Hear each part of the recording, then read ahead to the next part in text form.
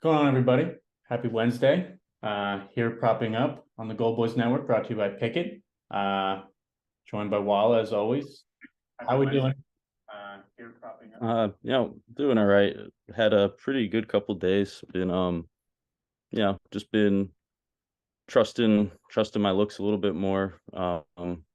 Managing the bankroll, I think, has been important um in what I've been doing more half unit plays and stuff, but been feeling good. And we've been getting some really good games, regardless of betting. It's been really entertaining. So feeling good today. For sure. Yeah, managing bankroll really is just so important to not stress if you go down for a night or if you have more volume than normal, maybe go to some half unit plays like I know we were talking about before we went live. Apps like Pickett really make it easy to keep yourself accountable with your own bankroll to see, how each day is going, how each week and month, even sport, break it down by sport. So really great app to help you just become a better and more responsible better. So thank you to them for making this show possible. Yeah, I mean, the week's been fine. Yesterday was a little down for me. I had a flight, so after being gone for 2 weeks, I became a slug and fell asleep at like 9:30. I don't know what it is about this returning home. Thank God I woke up to Seattle winning because if they lost and scored 8 goals, I would have been that would have been a bummer this morning. What a ridiculous game. Hoping some people loaded up some gold parlays for that last game of the day because I'd be surprised if they lost it. Yeah, I was looking at that and I was like, man, we were on Burakovsky the other day and he didn't come through. Yeah, with a goal. He had two in that game. There was just that was crazy. Yeah, you had originally looked at the team total and then went with the money line, so that's pretty crazy. I'm glad that came through for you. Nick Cousins scoring a day later is just classic stuff here with hockey goals. Bumped up to the top line and shooting without Barkov. Bet him Monday. Kind of forgot he existed yesterday, and of course, he scored probably at the same odds around, plus 300, 400, whatever. I mean, he was plus 600 Monday, I think. I don't know what he was at yesterday. I don't want to think about it. But yeah, tonight looks okay. I think there's definitely some spots. I mean, there's only 4 games, 11 tomorrow. I said earlier on Twitter, but sometimes these small slates, when I don't love as much, it makes me like it even more because the ones I do like, I so clearly love. So it can just, you don't need to go crazy with bets tonight, if you're not liking what you're seeing. But I do think there's some good value in all the games. So why don't we just jump right in? Yeah, I agree. This small slate, but I'm liking these spots. Hopefully that pays off, But just 4 games? Was there any right off the bat? Is there any game that wasn't standing out to you at all on the Uh, slate? I don't love San Jose, Toronto, too much. I feel like Toronto's been a tough team for props. They've kind of been underperforming. I would lean, Toronto maybe for shots and goals, but I don't love that game. I don't have anything for that one, but the others I've got something touching it in some form. Yeah, yeah, I agree. That was probably the one that I was least interested in.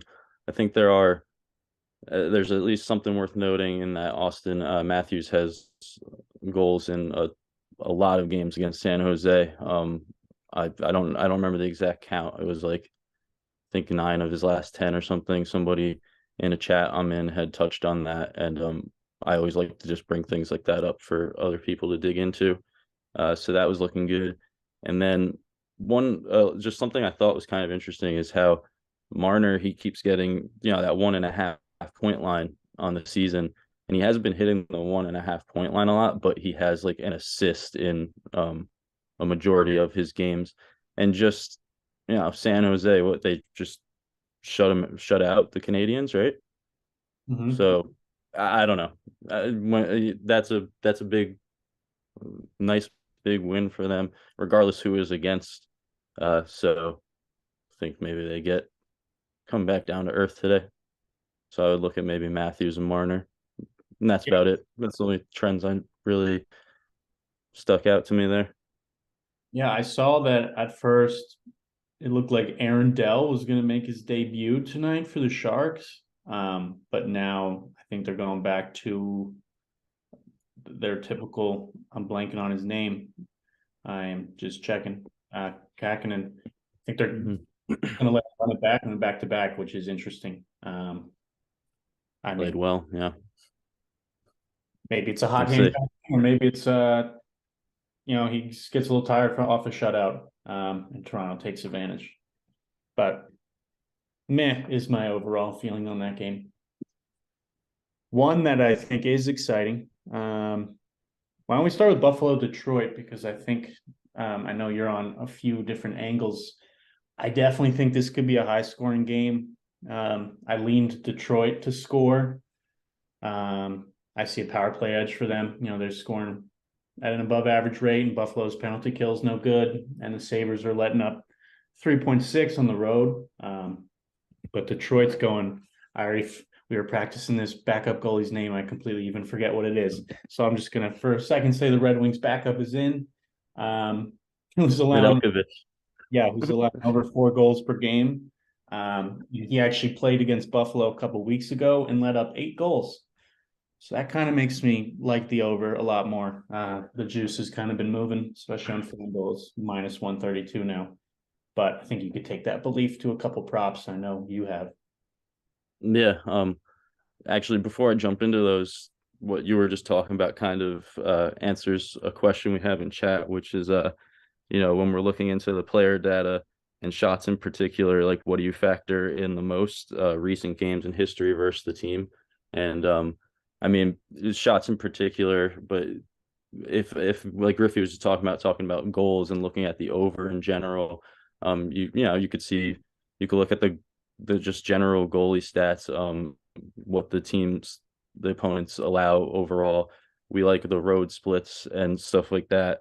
But I was just talking about the other day, uh, these games that you like to go over, and if the books are starting to lean the over, you see the over, moving. That to me that implies action. Doesn't necessarily mean there has to be a lot of shots. We've seen some weird games like with the Coyotes where they'll score like 4 goals on 5 shots for some reason.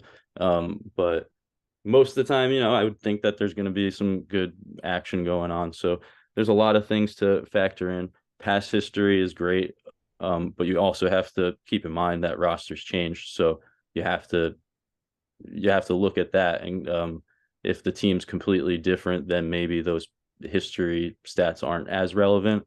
But yeah, What, I like what to see was a the guy who's moving, a team that the stats just line up against. I love Griffey's chart that he puts out in the mornings.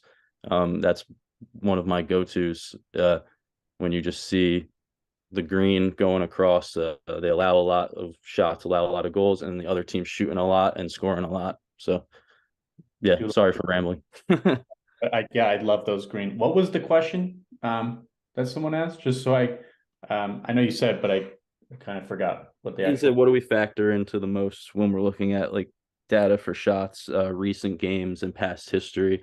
And I just think it's a lot of things overall. And I think and that's why I just kind of summarize it at the end. Your chart uh, covers the really important stats, and then you could kind of dig into historical data on other sites.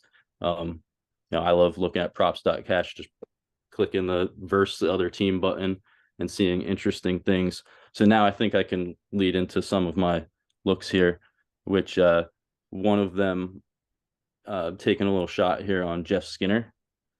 He's kind of heating up a little bit lately, and he in his past 5 games against Detroit, I think he scored 3 times. I'm taking a shot on his goal for half a unit at plus 210, and I just think it's a good matchup goalie wise.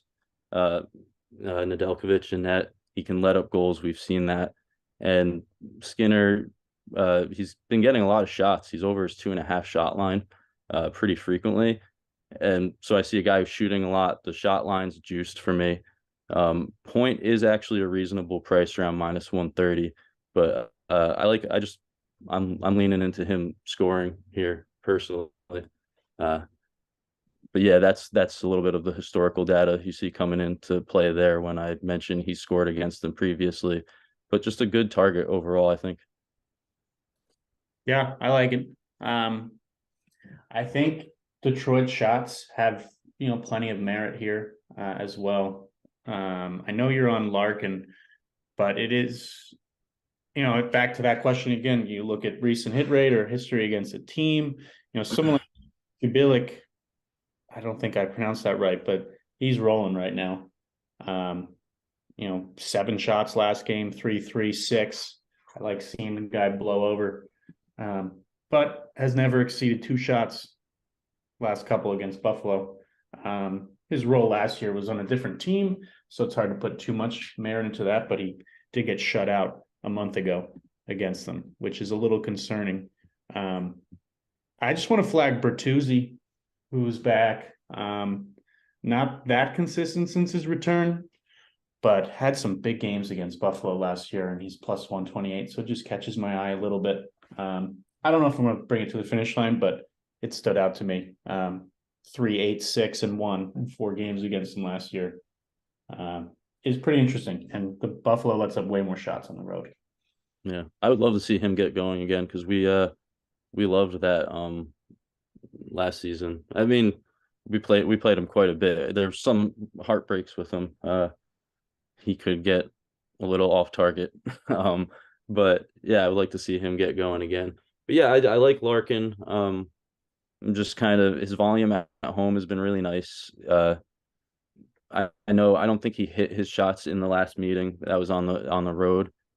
So at home, just he's been hitting his 2.5 line recently, and it's juiced. So I'm tacking a point onto it for him to get a point as well because he's been pretty consistent with that. I think around 75% of games with a point. So I like him to shoot, and with that he can either score or get a shot that's like rebounded or something like that. But I just like him to be really involved, so I'm going with him to get over his shots and to get a point. Yeah, which is only available on what? It's Bet365. And Caesars has it today. That's and Fliff if you're on Fliff. Not available everywhere, but those are 3 that you can do it. If you can't do that, you can always pick these 2 that Wallace flagged and try and pair it with some other. We're going to get to some other guys that have some juice on them, so you can always mix and match. But I do like the correlated play is awesome. I mean, how many times do we talk about maybe sprinkling on a guy to score if you like him for his shots? The logic makes a ton of sense. I think Larkin could score tonight. I like Detroit for goals. And with the power play, kind of puts it over the edge, and he's very involved there. I've been looking at his goal all morning. I haven't bet it yet, but he's just so consistent with his shots. I think he can score tonight for sure. I think the game goes over. For some reason, I just can't bring it to the finish line myself. Yeah. And somebody you actually brought up before the show, and AO is bringing him up in chat. Hronik. He's got a bunch of goals, and he's plus 500 to score. And you had even mentioned a power play point in general, which he's been producing on the power play. Was that the guy you're talking about, correct? Yeah, you were talking about those charts earlier. Every morning on Go Boys, I'm putting out power play numbers as well. It's just the same vein, just trying to find an overlap of green and keeping it simple. Detroit's actually just one of the only ones where they're scoring at a pretty solid above average rate on the power play, and Buffalo's penalty kill is no good, 5th worst. So Hronik's on the second power play line, but it's just interesting how consistent he's been with 5 power play points in his last 6 games. And he's plus 480, but he is on the second line, so not preferred when going for a prop like that, but clearly that second line is doing something.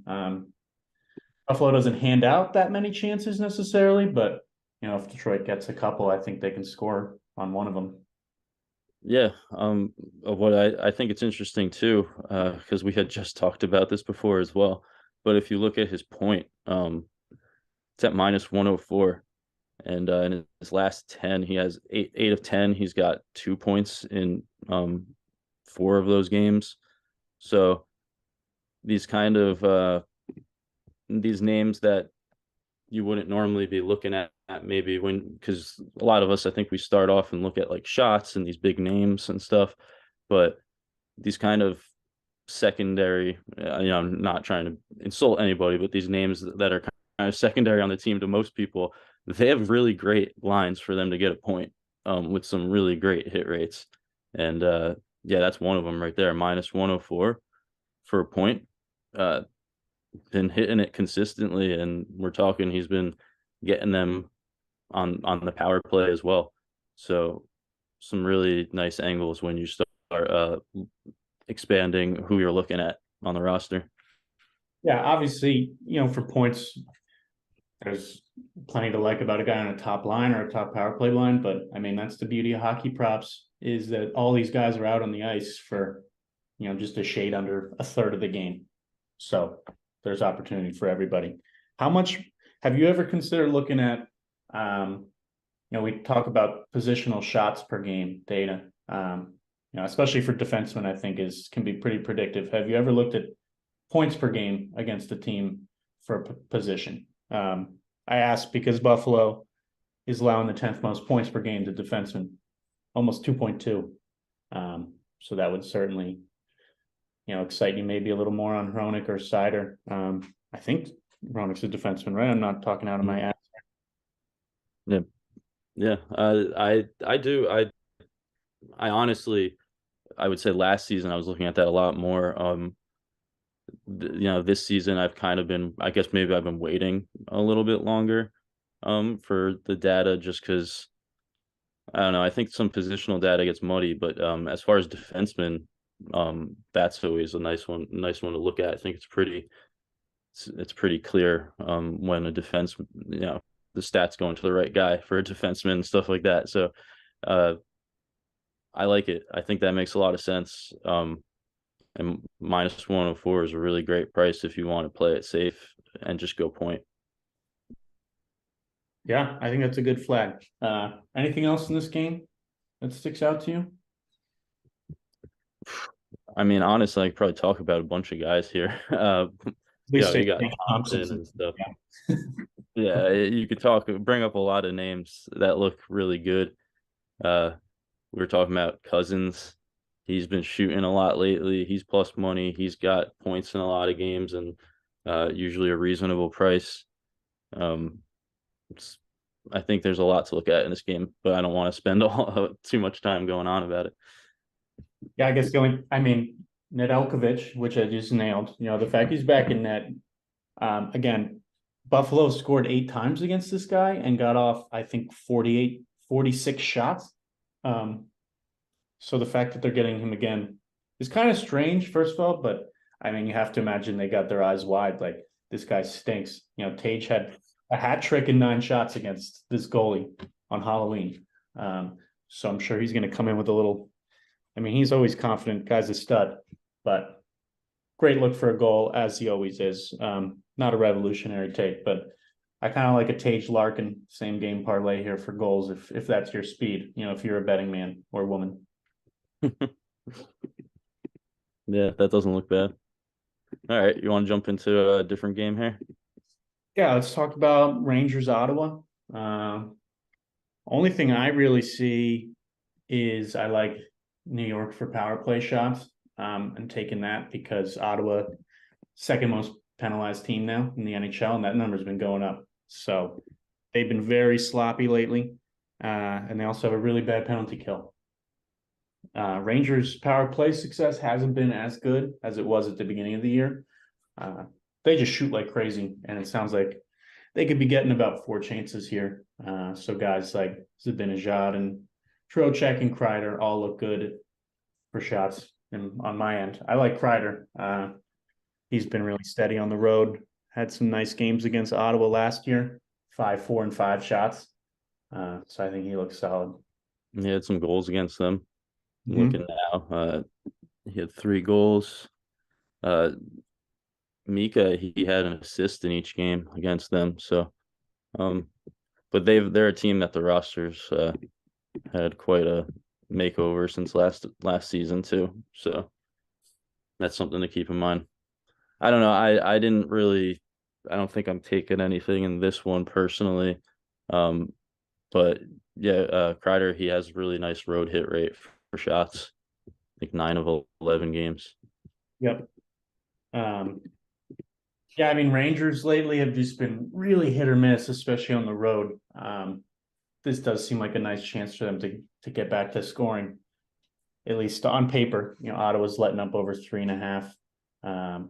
I am on Kreider to score just because of that power play involvement and his history against them. Yeah, it's a different team, but I like that. Goalie doesn't scare me too much. It's the Rangers make it a little easier for us. I feel like it's just these main guys that tend to shoot when they do. So I think they're going to get some chances. Yeah. All right. Nothing else for you from that one? Personally, no. I mean, Trouba has been his shot volume has been a little bit better. He's been getting shots on net. He's at minus 135. He hit in 2 or 3 against Ottawa last season. That kind of stuck out to me a little bit, seeing him hit more consistently. But on the road against Ottawa, I don't know. I it's just not, I'm not excited about it. So I guess that's kind of why I just kind of looked past it. Yeah, no, I mean, Rangers definitely tight.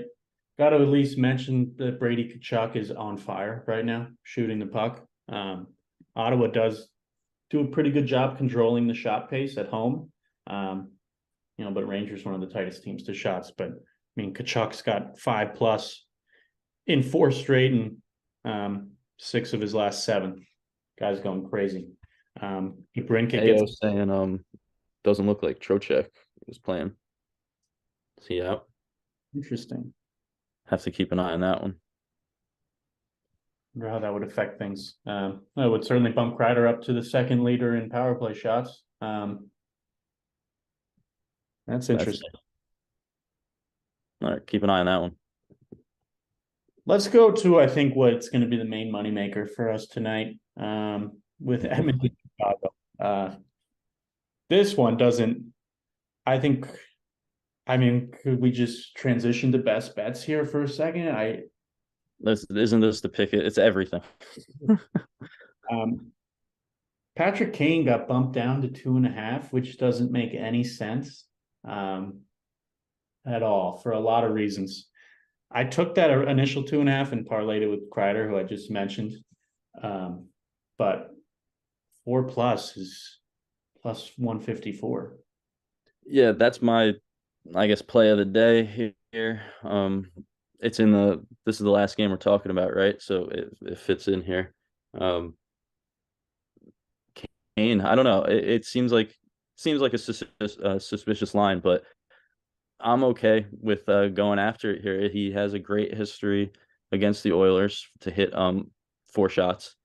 He's definitely had more volume in recent games than he had earlier in the season. So it's nice seeing that coming back.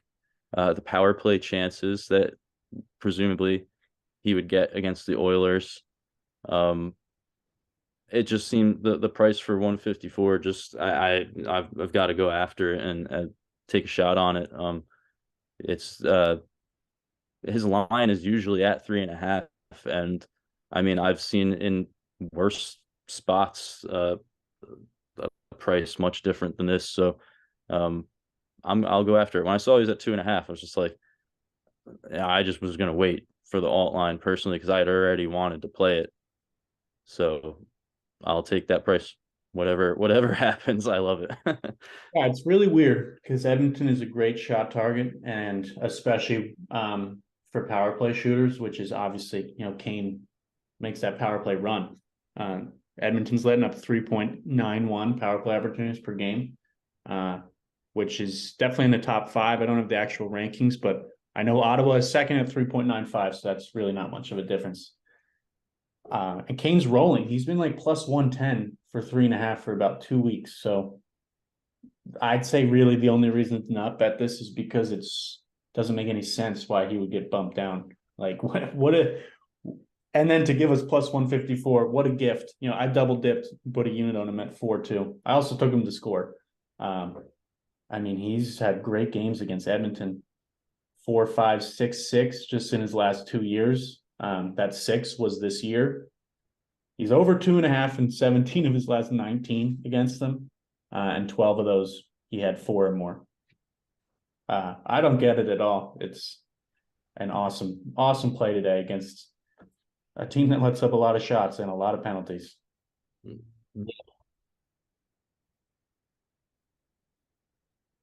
Okay. It's good to know. We got Trocheck game time decision. Looks like he might play, but a health. I don't know. We'll see. It says game time decision. Seeing some chatter of he was didn't make the morning skate. So keep that in mind for that other game. But yeah, back to the Kane line. I'm loving that. I'll take it regardless of what happens. It's just too good for me. Yeah. But I think you can look all over here. My favorite play of the day is the over. 6.5 it's been floating between minus 105 on DraftKings to plus 104 on FanDuel last I checked. I locked that in immediately this morning. I'm just seeing, both teams are letting up over 3.5 goals in their locations. Both goalies are letting up over 4 per start. These two teams played a little bit ago and got 11 goals. And they're over this, I think, in 4 or 5 of their last 5 or 6, whatever that range is, I forget, but some nice team history as well. And both teams get penalized, and both teams have a really bad penalty kill. So that was just a whole lot of green that smacked me in the face here in this game. And then once seeing they had a 6-5 game a couple weeks ago, that's all I needed to see. Yeah, I think that's a good look too. I've been recently they're debating playing overs or looking at just like a goal scorer I like in the game. And I think we both like the same guy here in this game to score. Draisaitl, he's got a goal in 13 of 22 the season. And if we look against Chicago, he has a goal in 4 straight games. So seems like a good not just taking the 4 straight against them as like a fact and putting everything into that. It's the target as well. It just makes a lot of sense. And he did it against them earlier, so I think that he should get his chances again today. That's one I really like. Yeah, Solid plus spot. him and McDavid, it's them two on the power play, and then everyone else is so far back just in terms of involvement. And Edmonton's got one of the best power play rates, and Chicago's got one of the worst penalty killing. Draisaitl and McDavid both got 31 shots on the power play. I think it could come there easily. He's been rolling. Yeah, I love that. I think this would be great. I like the over and not needing to rely on players so much, but I wouldn't hate a same game parlay here of McDavid and Dry and maybe Kane to all score a goal. It could be one of those games. Yeah, it's one of those we've seen some big total games lately, so definitely don't hate that one for a little bit for some fun. I'm actually looking here. It's interesting. When you look at Draisaitl, his points, he hasn't been hitting the 2 points too much. So he's been splitting it up between goals and assists recently. When you look against Chicago, he had 3 points, and then last season he had 2 points in 2 or 3 games. So I don't. The price is minus 104, but that just makes me, if I'm gonna pick, I'm leaning towards goal.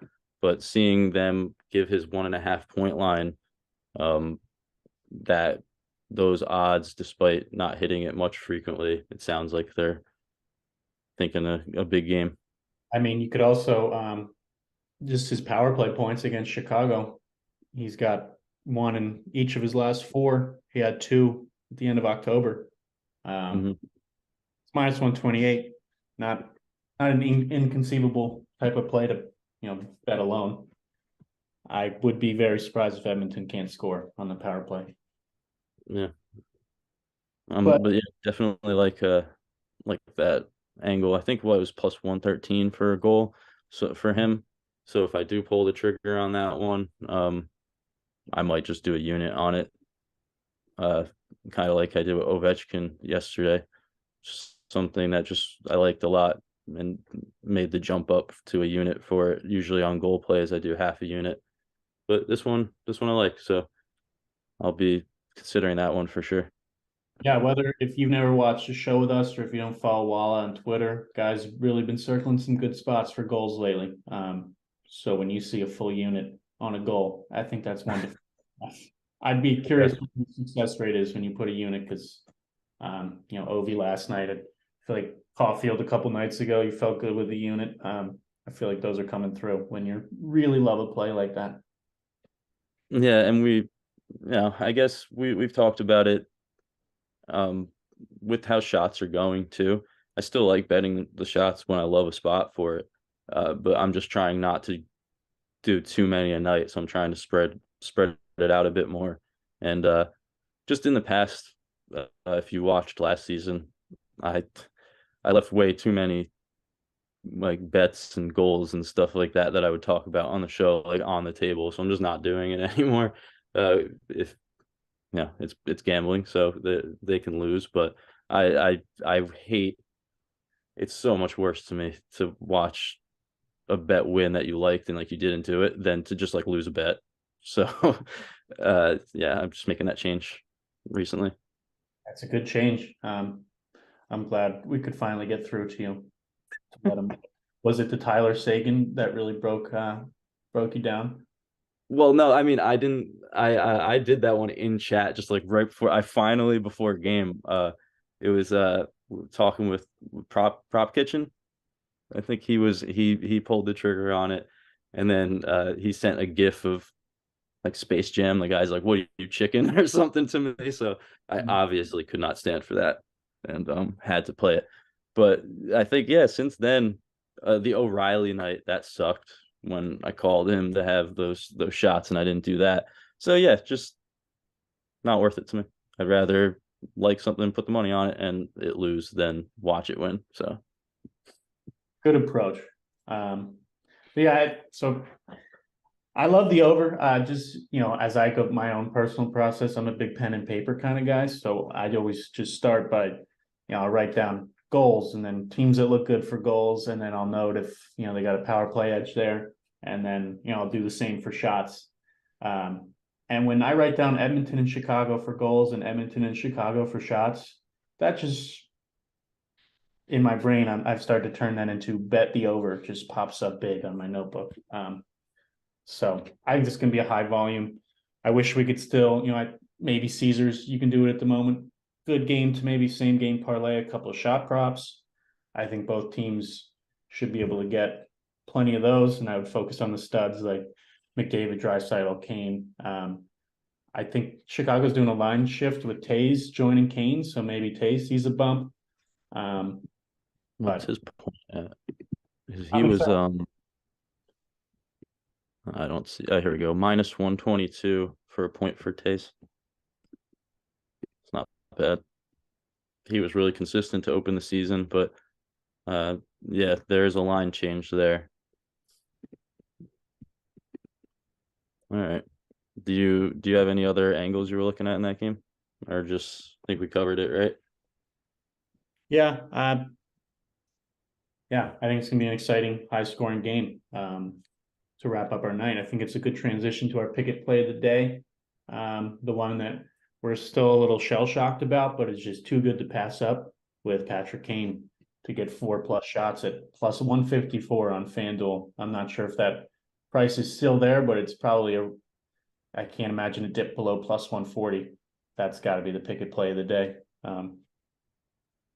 Yeah, I think I saw somebody say on Bet Rivers it had opened at 3.5 plus 120. Um, I remember because this morning I was just so shocked, and I said the thing about 2.5, and then they had mentioned that it was at plus 120 on Bet Rivers, and even that I was like, okay, that makes like sense. That around that area is what we would imagine, and then I just waited for FanDuel and saw that plus 154, and that's just So that's my play of the day for sure. Yeah, Beautiful. love it. Doesn't make any sense that we get that price, but let's just take it because it's everything supports it. Yeah, Pickett play of the day. Shout out to Pickett. Thank you for making the show possible. And for just kind of changing the game on how you can keep track of your own wagers and follow along with your friends. Really great service, plus their price shopping to find whether it's best shop price or goal or pointer, over under, whatever. That's a really valuable resource that can save you time from manually looking at each book, and save you money because there can be some pretty drastic differences sometimes. Yeah, definitely. Like as we just mentioned, plus 120 to plus 154. That's a nice jump.